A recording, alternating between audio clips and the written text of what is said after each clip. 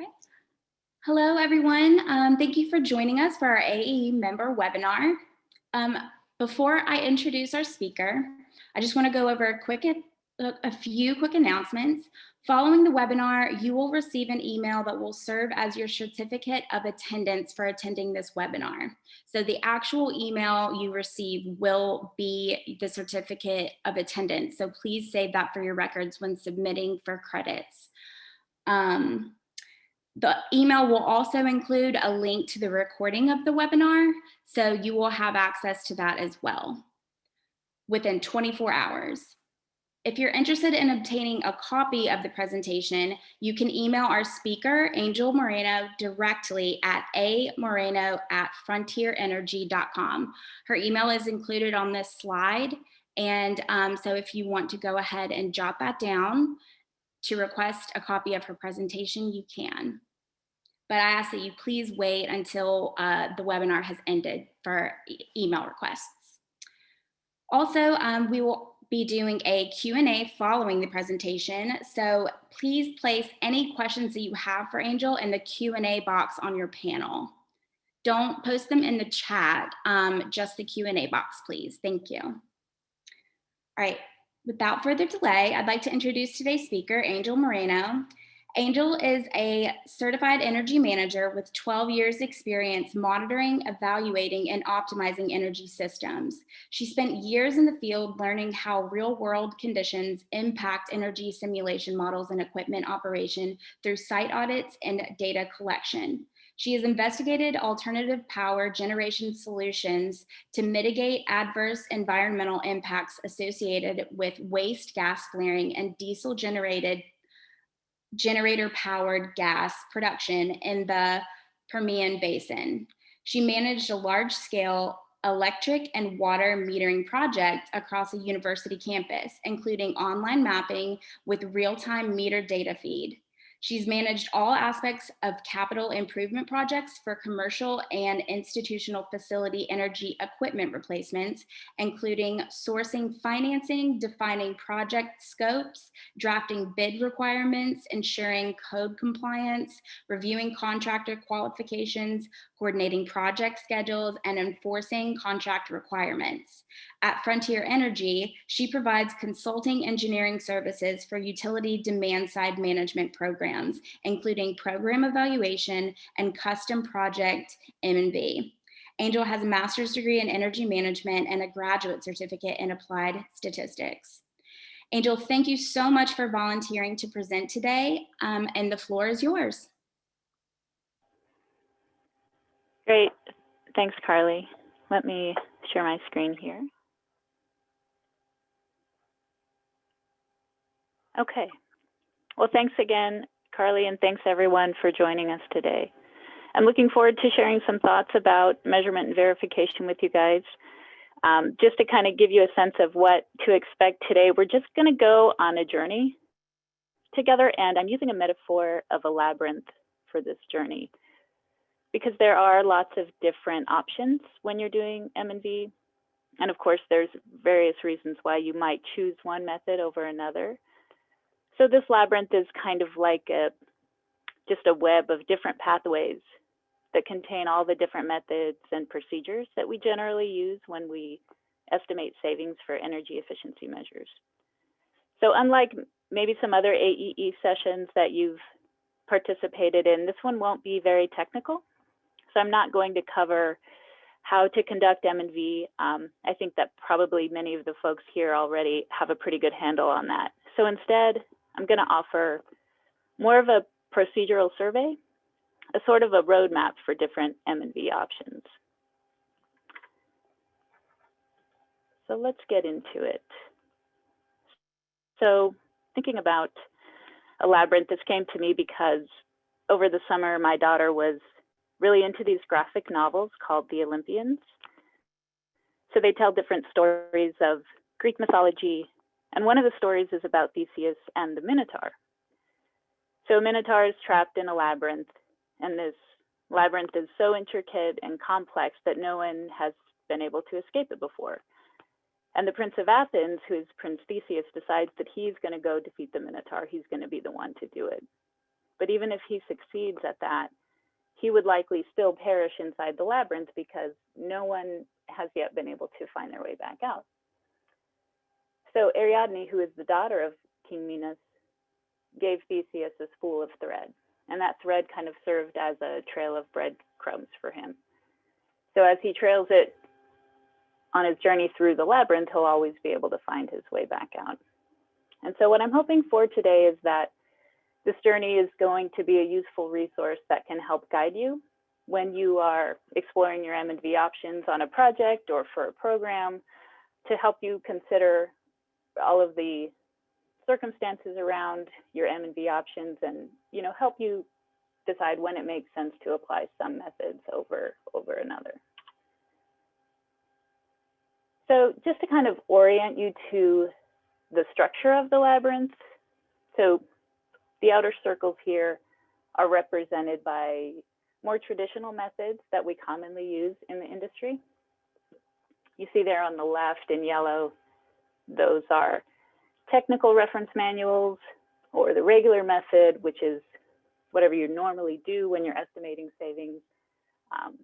If you aren't familiar with TRMs, they are essentially the catalog of approved savings that can be used for claiming deemed savings for a particular measure or a project.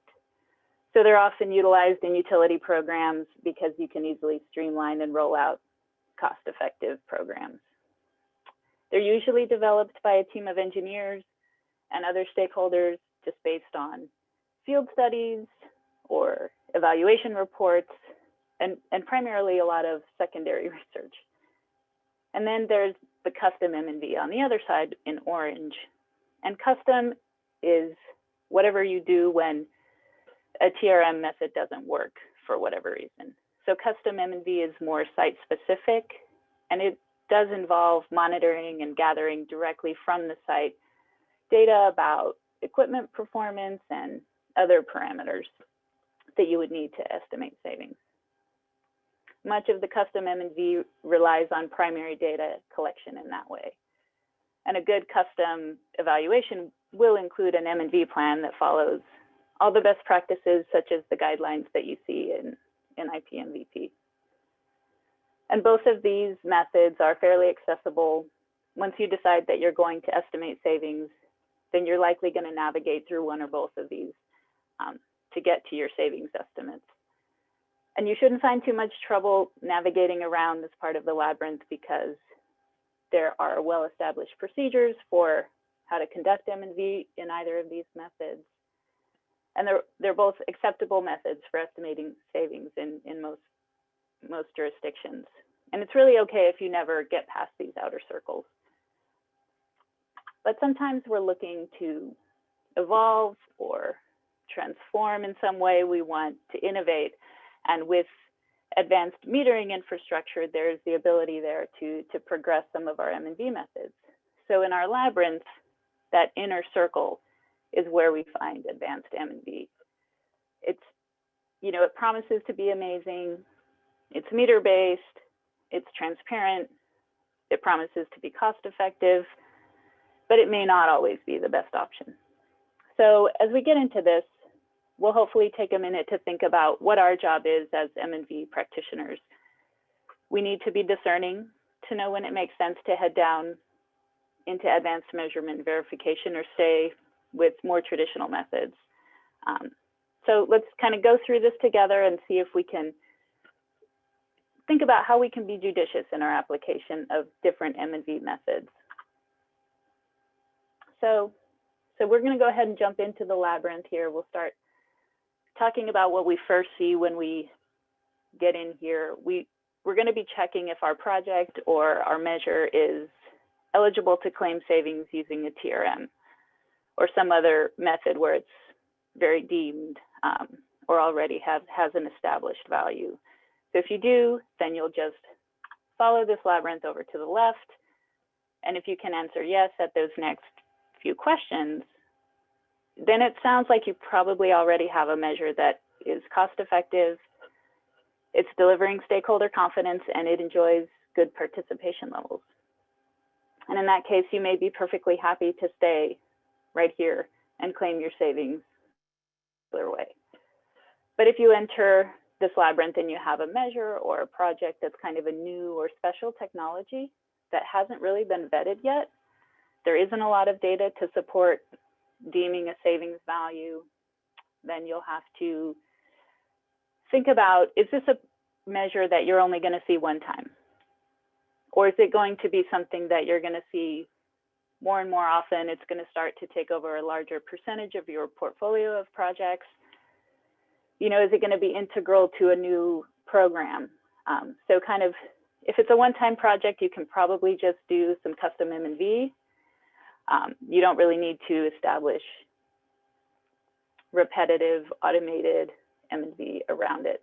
But if it is something that's going to transform markets or it's going to be integral to your portfolio, then you should continue on and think about if there are some advanced M&V techniques that could support the savings estimates for this. You also, may want to go, even if it is approved by a TRM, but for some reason you're not satisfied with it. Maybe you have progressive stakeholders who are pushing to use some of the data that they've invested in through, meter investments or something like that. Then you may want to go ahead and continue further into this Labyrinth. And before we get right into advanced M&V, we need to talk a little bit about data, because the type of data you may use in an advanced M&V project might be a little bit different than what you would see in these outer rings. So interval data, I think, is one of the really important points about advanced M&V. Having access to interval data is something that can really improve the relationship of your predictors to your energy consumption. Especially if you're going to employ some advanced modeling techniques, because you want those correlations for your predictor variables to be as strong as they can be. And automation, of course, is one of the defining characteristics of advanced M&V.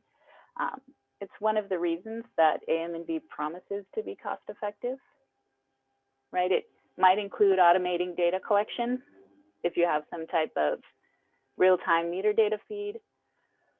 And that means then you don't have to rely on boots on the ground to obtain that data. It also might include automating some portions of the savings analysis, which means that you don't need to have a specialized energy engineer creating custom models for each project. And that's where the cost effectiveness come in. So you may have some initial upfront costs in setting up that automation, but over time, you'll see those costs drop as you're able to reiterate using those same established models. So kind of the next thing you want to do as you're exploring advanced M&V is really dig into the data. So this data maze is kind of an inner maze that is nestled within the Labyrinth. So here we want to talk about, how do we access our data? How do we handle it? Are you going to use utility meters, or maybe you're going to use submeters if you need to isolate a specific end use? But either way, you need permission to access and use that data. And this right here can be a hurdle. If you've ever engaged in data gathering, you know that this can be one of the bigger challenges, just getting permission. It requires time and persuasion, and there's security hurdles.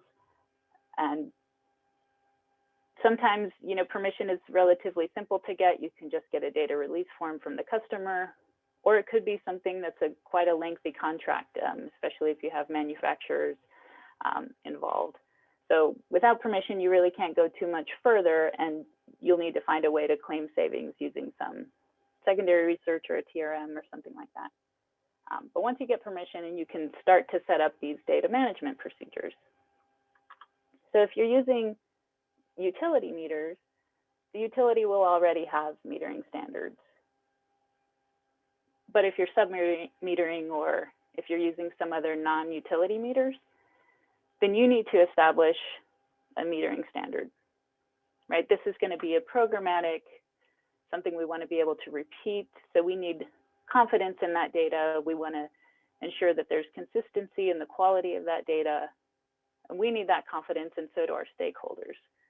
So establishing a metering standard really helps to build that confidence in your data quality, and it can reduce the overall error of your savings estimates. Since the errors in your metering and your modeling, they're all going to compound. So we want to make sure that we're managing them as well as we can at each step.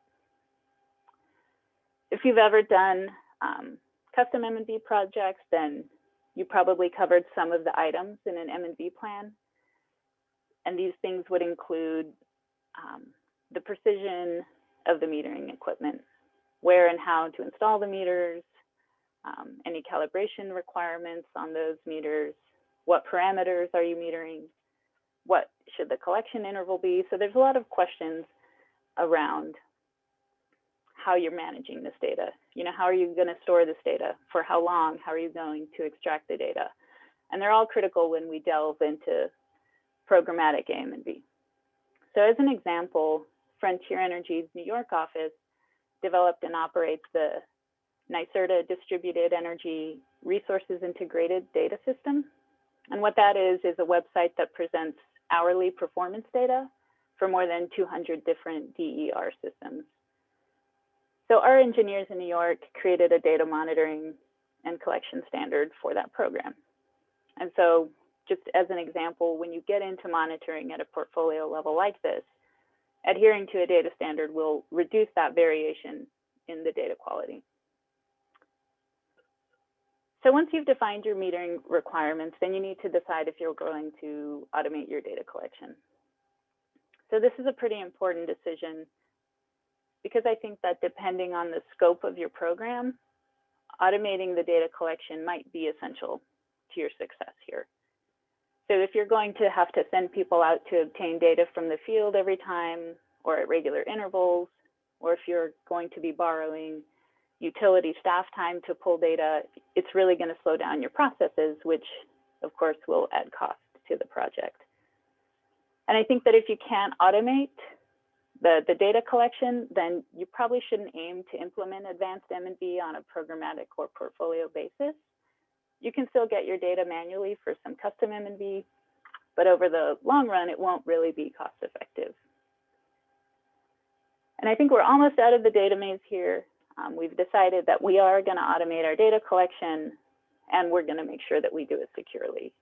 This isn't really an option, so we're going to have to make sure that, you know, if we want to establish any type of portfolio that relies on data automation, we need to get the right people on the team to make sure that they're are safe and secure parameters that for where you're hosting your data and how you're transferring your data. So that's a really important point there. So then moving on, we finally got out of that data maze, but we're not quite ready to get into that inner circle yet. There are regulatory procedures that are here in the Labyrinth, and I kind of think of them as hedges that might move or appear and disappear seemingly at random. So as you know, rulemaking is happening on the regulatory side of things, you'll have to keep up with some of those changes to make sure that you're meeting any reporting requirements or regulatory requirements that your customers may have to adhere to. So becoming familiar with that regulatory landscape is going to help you avoid issues down the line. It's where you really set a strong foundation for your data analysis procedures and always gives you something to point to explain why you went through the processes that you did. So following these standardized protocols that are recognized by the industry is what really happens here in this regulatory maze. So it's very likely that there's already some protocols that are adopted by your jurisdiction, and there's likely a stakeholder body of some sort that convenes to discuss this. So you can engage with them, and that is your opportunity then to have some input into the regulations that dictate how M&V needs to be done. So if you don't already have protocols, then you should establish some for your project or your measure. And you don't really need to draft anything from scratch here because there are many M&V protocols already written. IPMVP, for example, is foundational to MVP. And of course, ASHRAE and the national labs also have protocols for a variety of different modeling applications. And their new additions typically will cover advanced M&V. And of course, AEE has professional certifications to give you detailed training on all of that. So these protocols are important later when you're building out your models. So I think here we are finally getting to this inner circle of AM&V. So this is the fun part where we finally get to do some automation. And as I mentioned earlier, automation is one of those defining characteristics of advanced M&V. Without it, we're really just doing a custom M&V project. So let's automate our savings analysis. And what that looks like is making sure that you are establishing really good models from the beginning. We already know that we have good baseline data because we spent all that time over in the data maze making sure that we did. And if we don't feel comfortable with that, then we should really go back and consider custom M&V or recircle to that data and make sure that we're comfortable with it. But let's say that our baseline data is good. How do we know if our model is good? How do we know if the algorithms and simulations are accurately reflecting the reality in the field? And how do we know if those are reasonable predictions? And there are criteria that can help us here. So it's not arbitrary. I'm talking about establishing protocols, and those protocols typically include model fitness criteria.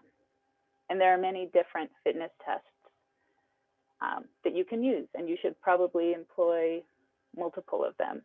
So for example, you can check how good your individual predictor variables are and decide which ones are appropriate to keep, which ones are significant. You can check the overall error of your model's estimates, or you can also see how well the model fits across each of the data intervals. So depending on the type of project or the type of operation of the equipment, you might decide that one or another fitness criteria really make the most sense in your model fitness. And also depending on the magnitude of the savings you expect, you may be willing to tolerate more or less error. So running through and checking all of those parameters and all those metrics about your model is going to be really important. So once you've got a really good model, you need to check if it can handle non-routine events. So this is one of the central questions of having successful AM&V. How do you solve this chaos that is the non-routine event? So these are those surprises that weren't in your baseline data. Your model can't explain them. You know, our world right now is really filled with these kinds of non-routine events. And because of its nature, we can't really define it. So it's impossible to automate all possible non-routine events. But what you can build in criteria for at least identifying when something seems off. So your automation and your modeling need to know enough about the range of normal to know when it's processing data that isn't normal or seeing results that are abnormal. So then you can investigate those observations and make a decision on how you need to treat them. And of course, your methods should be transparent for evaluators and other stakeholders. We're kind of done with the days of the black box modeling. Nobody's really interested in a magically produced savings estimate. In order for your stakeholders to have confidence in your results, they need to be able to understand what you did. There's no tricks here. We followed the protocols. And with all of that, we finally made it here through the center of the labyrinth. So hopefully that kind of gives you a sense of how to choose which M&V methods might work for you and when it's probably worth investing in the effort and resources to set up some more advanced M&V. And before we end today, I do have a couple of real world examples to kind of walk through. So this first one here is a time when the automation really helped to advance our M&V efforts and reduce costs for our customers. So we evaluate demand response impacts for some large commercial and industrial load customers. And because these customers tend to have really high variability in their load shapes, a simple linear regression model doesn't always work for them. And in the first few years of evaluation, we tried a variety of different models to see which one had the best fit. And we found that for these customers, really having multiple baseline options worked the best. So by testing multiple different models, we're able to use some statistical criteria to determine how well each estimating method aligns with each event for each customer. But that was expensive, of course. So we started to automate that model selection. And so now we're to the point where we do some minor data cleaning, which of course is part of good data management. Then we can drop that data into the program to automatically run the analysis. And so the automation includes a determination of which method offers the best fit by event, by customer. And of course, there are still some non-routine events in this customer group, but because we've automated the bulk of the evaluation, we've now freed up our time and our client's budget to be able to investigate those. So that's a time when advanced M&V really paid off and really made good sense.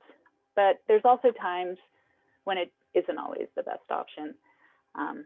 So where I am in Texas, the utility programs can claim savings from the TRM for almost all of their commonly installed measures.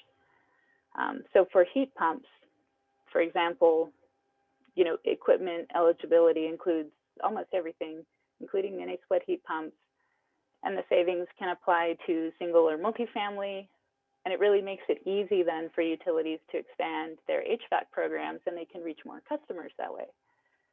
So the deemed savings in the TRM, give programs the ability to claim about 1,300 or 1,400 kilowatt hours of savings. And of course, the climate and system type vary, the capacity and efficiency ratings also vary, but savings for all these combinations are already established and deemed in the TRM. So you really just need the specification information and proof of installation, and then you've got your savings. But a couple of years ago, a stakeholder was concerned that this TRM didn't really reflect the true savings potential of the mini split heat pumps. So we created an M&V plan, and what we decided to do was create a control and test group in a multifamily building to monitor both traditional and mini split heat pumps. So we collected the data manually using system level submeters, and we calculated the savings just using the simple difference between the two groups over the same time period. And we got just about the same savings that we would have if we had used the TRM. So we never ventured into that advanced M&V on a programmatic scale. It would have required solving some of those considerations we discussed earlier in the labyrinth. Would we keep using submeters? In a multifamily program, permission and access would be a challenge. Or we could switch to using AMI meters and build a model using whole home data. But because it's multifamily, we'd also need a plan for identifying and modeling occupancy turnover and other considerations. But since our custom M&V told us there wasn't really anything more we could do to get savings out of this project, we just never invested in advanced M&V. It didn't really make sense to do that. So here's a quick guide, just a summary of our journey. So we learned that transparency, of course, is important, regardless of which M&V method you apply. Be sure to document your work, and you should be ready to share it with stakeholders.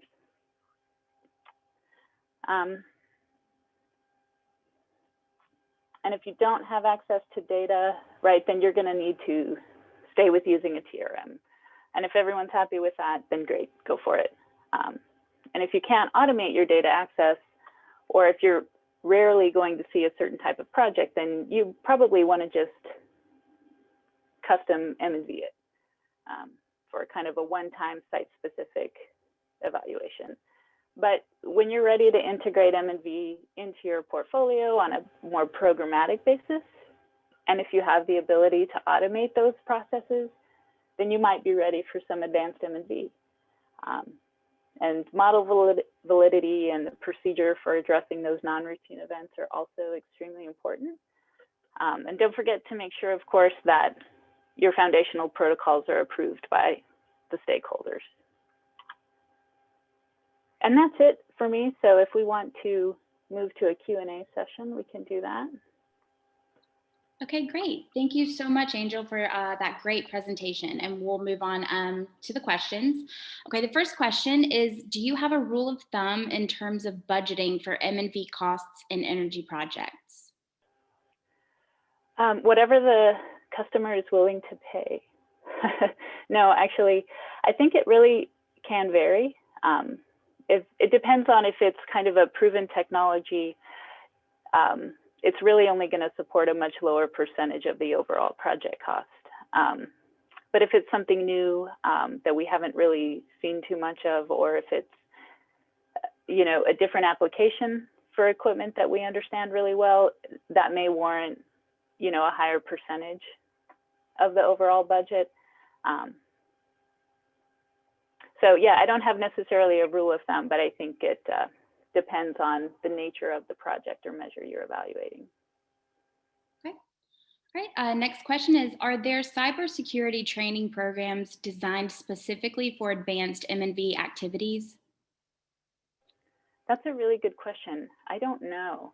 And I'm not a data security expert. Definitely, I do rely on those other people who are, but I'm not sure. I would expect that if there aren't today, there will be soon. Okay. Next question, is there a trend to use actual utility data instead of models? I think there is a trend, but I think it's moving slowly and it's very regional. So I think if you're in an area where you have pay for performance type programs, those are going to be using actual utility data. But not all measures really work for that. So depending on the level of metering you have,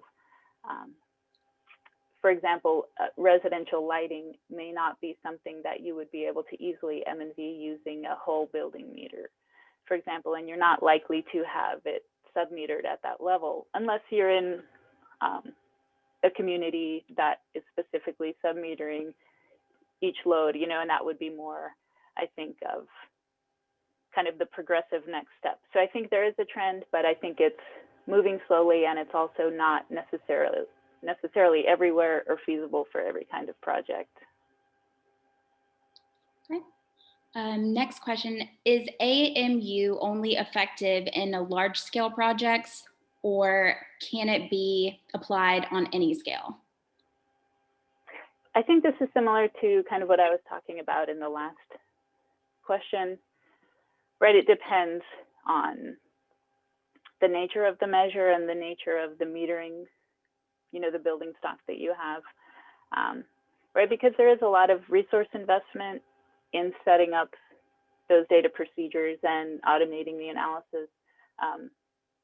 You do need it to be at least big enough to cover the cost of that early on. And you also need to, of course, be able to see the signal of that equipment or the measure that you're implementing. Okay. Next question is, you talked about having multiple models for M&V. Do you have to use different types of equipments or the same equipment, but very many times in the same project? So for this, I'm not sure if you're talking about, I guess, the equipment or the software we're using to create the models. So for those, we used R. There are lots of different software that you can use for energy models. We chose R because of its statistical abilities. I think, you know, it's very easy to kind of program and customize whatever you want in R, and it, you know, works really well with large sets of data. But there, you know, there's also Python, which, you know, I think has other good flexibilities as well. It's very similar. but that's, yeah, so we used R, and we were able to use the same software for each of the different models.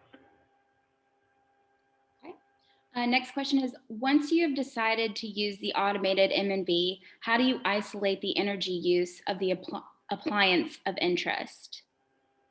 Yeah, that's a good question. So right in the scenario where we're using automated M&V and we've got AMI data that could be potentially for a whole building, but we're just looking at the HVAC equipment or one component of the HVAC or something like that. Right, I think there is a kind of a rule of thumb there that that equipment has to represent 10% or more or something of the overall energy usage of that site, but it also depends on the granularity of your interval. You know, the truth is you won't be able to know for certain that something was because of the energy use, but that's where your predictor variables come in. And so using those predictor variables, you can explain through, you know, the R squared, how much of this change is because of this equipment and, or because of how this equipment interacted with the weather or with occupancy, things like that. So advanced M&V gets a little tricky when we're talking about interactive measures. So if you have a site where you're doing multiple measures at the same time, you're not necessarily going to be able to draw a line right between one and the other. So kind of depending on their performance profiles, and if you have hourly interval data or 15-minute interval data, and you know when that equipment's operating, that can help you isolate it.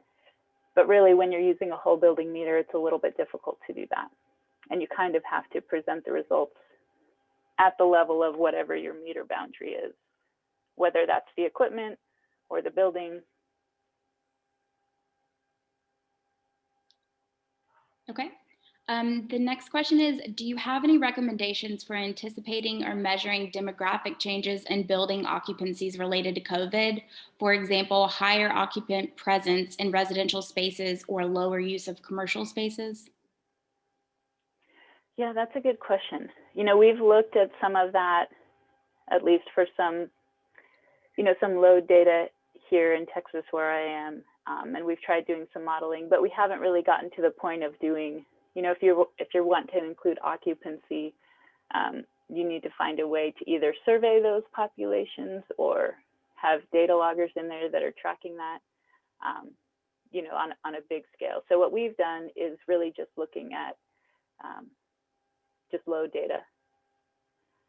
But that's a tough one. And it's a very interesting question. I think being in this field right now, we can explore a lot of interesting questions related to how COVID has impacted the changes in residential and commercial energy usage. Okay. Next question is, do you have a metering standard you can recommend that can be used globally? No, I don't. And I think, you know, it really depends on what are you metering. Are you trying to meter electricity, or is this hot water or chilled water? So each different type of fuel or unit that you're metering will require different meters and different precision. And again, I also think that, you know, your customer is going to expect a certain level of precision, right? And so you may invest in a more expensive or less expensive metering equipment, depending on what their needs are. Okay. Next question is, what models do you typically use? Multilinear, polynomial, or logistic model? I mean, multilinear is what we do most often. Logistic a little bit, I would say, comes in second, but that's just kind of what's been working for us. Okay. Next question, is the advanced M&V method suitable for weather sensitive measures compared to regular TRM or custom? It is. In fact, I think that's one of the nice things about it, is that you are able to really evaluate the savings based on the weather during the time period in which that measure is delivering savings, right? Where a TRM is going to deem a typical weather year. So from year to year, your actual savings may be different than your estimated savings from the TRM because your weather from year to year may change. But if you're able to set up some advanced M&V, you can use that real-time weather. And so it actually can improve the accuracy of those estimates. Next question, is the automation of the data achieved primarily through customers building automation or energy management platforms? I mean, I think it can be both. I mean, it depends what you're talking about, right? If you're talking about one specific building, right, their BAS could work, you know, if you're able to set that up directly. I know there are other energy management platforms and subscription services you can use to pull that data. Or, you know, potentially you could work directly with the utility to set that up. And that's, you know, that may require a lot of security hurdles, but that may be another good way to do it. Okay. Next question is, do you mind telling some of the brand names of M&V that just as a reference? I'm not sure I really understand that question. Maybe if you're talking about like software that can do modeling. Yeah, I'm not sure I understand that question. Okay. All right, the next question is, can artificial intelligence models derived from the past data of AMU M&V models become an alternative cost-effective M&V model for established large manufacturing facilities? Sure, yeah, I think that's possible. I definitely think that, you know, especially if you've got a facility who's, you know, got really good data and they're monitoring their systems and able to share that with you, I think that's a great opportunity for some AI. Okay. The next question is, to what extent machine learning techniques could be integrated with advanced M&V models? Right, similar, you know, to the last question. I think that's something that, especially as programming becomes more a part of this, you're not relying on necessarily a piece of software that's limited in what it can do. If you're able to code yourself or have somebody on your team who can do that, you're able then to write those programming expectations and what does your model look for? What are those parameters that you want it to adapt? And so I think, you know, with R and Python, those are kind of the ones that I'm familiar with, but I'm sure there's lots of other tools out there to get some machine learning in there. Okay. Next question. I'm new to the M&V process. Could you briefly explain TRM? Might be a good refresher for some folks in here in a more advanced experience level too.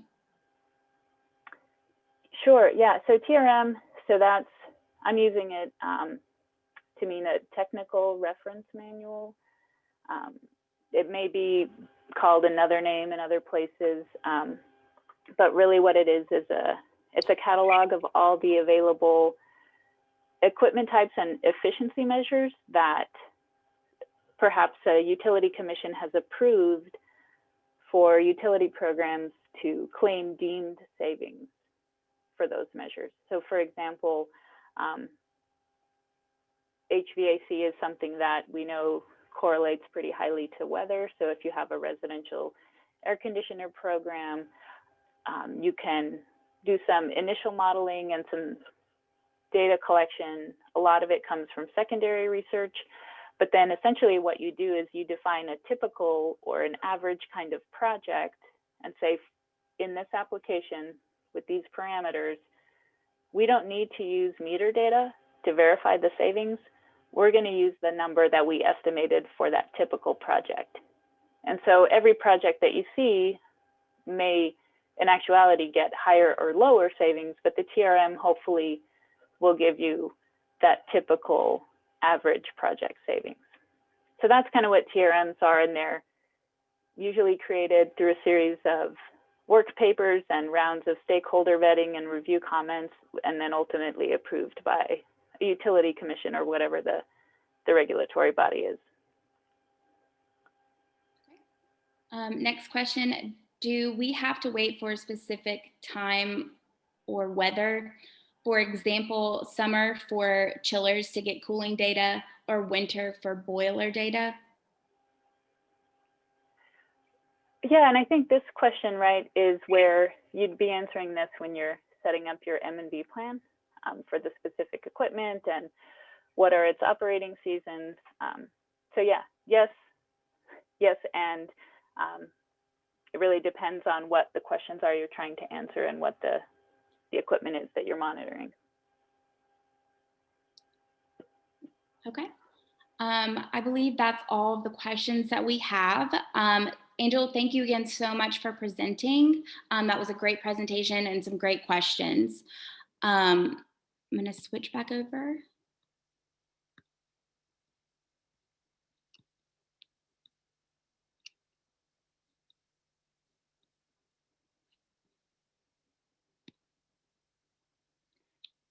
Okay. Just as a reminder, you will receive an email within 24 hours following the webinar that will serve as your certificate of attendance for this presentation. It will also include a link to the recording of the webinar. So if you do not receive that, please email me and let me know. Before we wrap up, I've got a few quick announcements from AE. First one, we have an event update. For our 2021 events, we're excited to announce that AE East and AE West energy conferences will be combined into a single virtual event in 2021.